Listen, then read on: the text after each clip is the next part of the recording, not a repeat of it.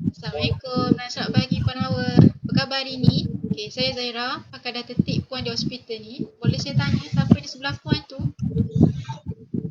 Waalaikumsalam. Selamat pagi juga doktor. Alhamdulillah baik saja hari ini. Ini saya kenalkan suami saya Encik Adam. Tak mengapa kan kalau ada suami saya sekali. Selamat pagi Encik Adam. Boleh je Puan. Sebenarnya lebih baik kalau saya sini Puan ditemani oleh orang yang rapat. Sebab kadang-kadang kita ni mudah lupa. Jadi Encik Adam, bolehlah tolong ingatkan. Okey Puan, saya nak tanya Puan. Puan tahu tak kenapa Puan diminta untuk berjumpa dengan saya? Doktor ada kata saya ada kencing manis. Boleh doktor cerita tak sedikit pasal kencing manis ni? Boleh je Puan. Okey, jom saya tunjukkan flip chart. Okey. Penyakit kencing manis atau lebih dikenali dengan panggilan diabetes adalah merupakan satu keadaan di mana tahap gula dalam darah kita melebihi parameter normal. Seperti keadaan Puan sekarang, bila saya tengok di rekod ujian darah Puan, tahap gula darah tu sangatlah tinggi. Okey, selain itu, penyakit ini selalunya berpunca daripada pengambilan gula yang berlebihan, kekacauan fungsi pankreas untuk menghasilkan insulin, badan kita tak boleh nak guna insulin dengan baik atau juga boleh berpunca daripada masalah berat badan yang berlebihan. Bila tengok di file pesakit Puan ni pun memang Puan ada masalah berat badan yang berlebihan. Itulah doktor. Dengan berat macam ni, saya selalu sangat letih dan sikit sebanyak mengganggu urusan saya untuk uruskan keluarga dan anak-anak saya. Betul tu doktor. Kalau dulu dia tak pernah mengadu penat-penat. Tapi sekarang saya tengok asyik tak bermaya je. Oh begitu ya. Sebenarnya Puan, mudah berasa penat ni merupakan salah satu simptom kencing manis. Bukan itu sahaja. Seperti yang kita tengok dekat flip chart ni, kerap berasa haus, kerap rasa nak kencing, kerap rasa kebas, penglihatan yang kabur dan luka yang lambat sembuh juga merupakan simptom-simptom lain bagi kencing manis. Oh, patutlah saya selalu sangat rasa kepas-kepas. Jadi doktor, saya nak tahu juga apa yang boleh saya makan untuk kawal kencing manis saya ni. Okey, baik Puan. Tapi saya nak informasi sedikit dari Puan. Saya ingat Puan agak-agak berapakah perubahan berat badan Puan? Rasanya dulu saya lagi ringan daripada sekarang. 62 ke 64 Abang ingat tak? Betul lah tu rasanya lebih kurang tu lah untuk 5 tahun lepas. Okey, jadi dalam tempoh 5 tahun ni, berat Puan naik daripada 6 hingga 8 kilogram lah ya. Puan selesa tak dengan berat sekarang? Sebenarnya tak juga doktor. Sebab susah sangat nak bergerak. Nak bangun pun perlukan masa juga. Sebelum ni doktor ada pernah bagi tahu saya untuk kurangkan berat badan. Oh, jadi doktor adalah suruh Puan kurangkan berat badan. Puan tahu tak kenapa? Ya. Selain daripada susah untuk bergerak, doktor ada cakap gula dalam darah akan naik kalau berat badan saya naik. Jadi untuk kawal kencing manis ni, saya perlu turunkan berat badan saya. Ya, betul tu Puan. Bila kita tengok dekat flip chart ni, orang yang mempunyai berat badan yang berlebihan berisiko untuk mendapatkan diabetes lebih tinggi. Tapi Puan jangan risau, saya di sini akan bimbing Puan untuk mengawal kencing manis Puan. Tapi sebelum tu, saya nak tanya dari skala 1 hingga 10, yang mana menunjukkan minat Puan untuk melakukan perubahan tu? 8. Saya betul-betul mahukan kehidupan yang lebih baik untuk keluarga dan diri sendiri. Wah, 8 tu menunjukkan Puan berminat lah ya. Okey, ini merupakan permulaan yang baik. Jadi apa kata kita lihat rekod diet Puan untuk 3 hari sebelum ni. Hal ini kerana penyakit diabetes ni boleh dikawal melalui penjagaan pemakanan. Baiklah. Baik Puan, dalam senarai ni saya lihat banyak makanan bergoreng dan bersantan. Boleh saya tahu nasi lemak ni makan di kedai atau di rumah? Kalau di rumah macam mana cara penyediaannya tu? Nasi lemak tu saya masak macam biasa lah. Ada santan, semua kacang dia tu saya gaulkan dengan garam. Sambal ikan bilis pun saya masukkan lebih kurang 3 sudu makan gula. Oh begitu. Kalau boleh dalam setiap makanan kita harus kurangkan santan, gula dan garam. Sehari kita hanya perlukan kurang 1 sudu teh garam dan 6 sudu teh gula sahaja. Mungkin lepas ni kalau Encik dan Puan nak sediakan nasi lemak, boleh hasilkan nasi lemak tanpa menggunakan santan. Kacang pun tak perlu gaulkan sekali dengan garam dan kurangkan gula. Semua ni bukan terhad hanya pada nasi lemak sahaja, malah dalam setiap makanan. Tapi doktor, nanti tawar lah masakan saya. Puan perlu kurangkan sahaja, tak perlu potong terus. InsyaAllah kencing manis puan dapat dikawal dengan baik, dan kalau puan tak kurangkan garam nanti mungkin pun akan berisiko untuk menghidap darah tinggi. Risiko darah tinggi. Risau pula saya dengar. Tak apa puan, selagi kita berjaya mengawal gaya hidup kita, insyaAllah kita boleh kurangkan risiko. Selain itu puan juga boleh ubah cara memasak. Sebaiknya cuba elakkan kaedah deep frying. Puan boleh cuba amalkan cara masak yang sihat seperti kukus ke, bakar ataupun panggang. Tapi saya tak tahulah apa yang saya boleh masak dengan cara macam tu. Okey, puan suka makan apa? Saya suka sangat makan ayam. Oh, okey, banyak sebenarnya puan boleh masak dengan ayam ni. Contohnya ayam kukus halia ke, sup ayam ke, ayam panggang ke. Selain tu saya sarankan juga untuk puan ambil bahagian dada, kerana dada ayam ni ada banyak protein dan kurang lemak. Oh, banyak rupanya saya boleh buat dengan ayam. Ya. Jadi saya lihat di sini juga puan suka minum kopi 3 dalam 1 ya? Ya doktor, saya ni bekerja jadi senang nak buat dan jimat masa. Senang nak buat dan jimat masa? Ya doktor, senang saja masukkan dalam mug, tuan terus air panas, kacau-kacau dah siap. Tapi awak ada tambah lagi kan gula masa buat air?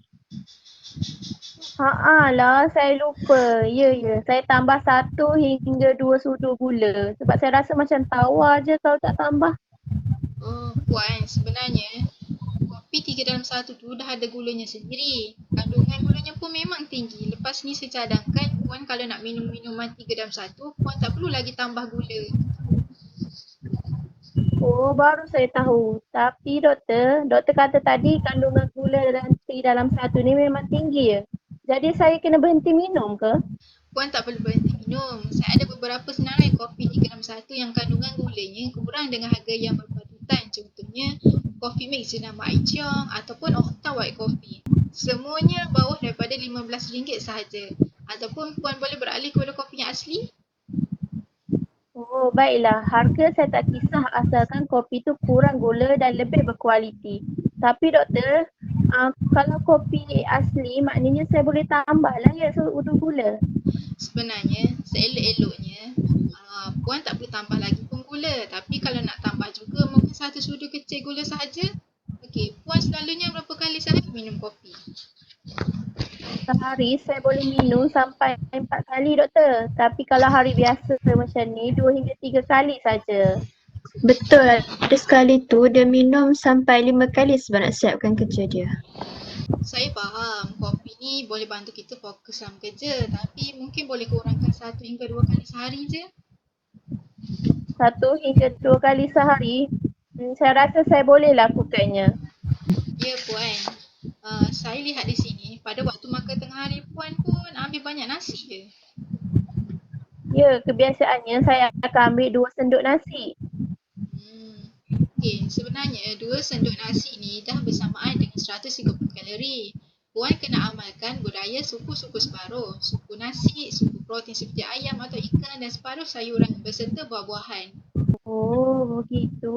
Jadi selama ni saya dah terlebih ambil nasi lah ya? Ya puan, konsep piramid makanan memang galakkan kita ambil lebih karbohidrat, tetapi konsep suku-suku separuh adalah lebih tepat dalam penyediaan makanan. Selain itu puan mungkin boleh gantikan beras putih kepada beras perang. Jadi isteri saya tak boleh makan nasi putih macam biasa lah ya? Sebenarnya puan masih boleh mengambil nasi putih, cuma mungkin boleh kurangkan pengambilan dalam setiap hidangan seperti 1 senduk, atau boleh ikut petua suku-suku separuh iaitu segenggam nasi je. Dan jika puan ingin mengambil beras perang, juga perlu mengikut kuantiti yang saya katakan tadi. Tetapi di sini beras perang mempunyai sedikit kelebihan, iaitu beras perang ni dia mempunyai indeks glycemic rendah. Jadi paras kulit dalam darah dapat meningkat secara perlahan. Oh, okey. Selepas ni saya akan kurangkan pengambilan nasi. Ya puan, kurangkan saja, jangan potong terus. Ingat suku-suku separuh. Okay, kemudian saya lihat di sini puan kurang nak ambil serat dalam hidangan. Dalam sehari kita ni disarankan untuk mengambil 3 hidangan sayur-sayuran dan 2 hidangan buah-buahan, iaitu 1 satu cawan penuh sayur belum dimasak dan setengah cawan sayur dimasak bersamaan dengan satu sajian, manakala untuk satu buah apel dan pil bersamaan dengan satu sajian. Banyaknya kena makan. Macam mana saya nak makan semua tu? Makan semuanya masa tengah hari ke? Sebenarnya dalam sehari, Puan boleh makan dari 5 hingga ke 6 kali. Sekali untuk sarapan pagi, minum pagi, makan tengah hari, minum petang, makan malam dan supper. Memandangkan hidangan utama Puan adalah makan tengah hari, mungkin Puan boleh mengambil 2 sajian sayur dan 1 sajian sayur semasa sarapan ataupun makan malam. Kemudian buah-buahan Puan boleh mengambil semasa snacking pagi. Selain itu, makan petang Puan seperti donat dan pisang goreng boleh digantikan juga dengan buah-buahan. Oh, begitu. Ya Puan, jadi kita beralih pula pada masalah berat badan Puan ya.